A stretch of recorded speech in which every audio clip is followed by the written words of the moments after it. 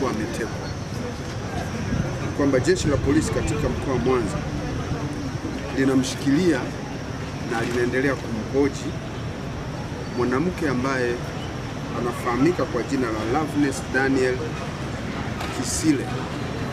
Huyu ana umri wa miaka 30 na ni mkazi wa mtaa wa Temeke katika kata ya Mandu wilayani Nyamagana.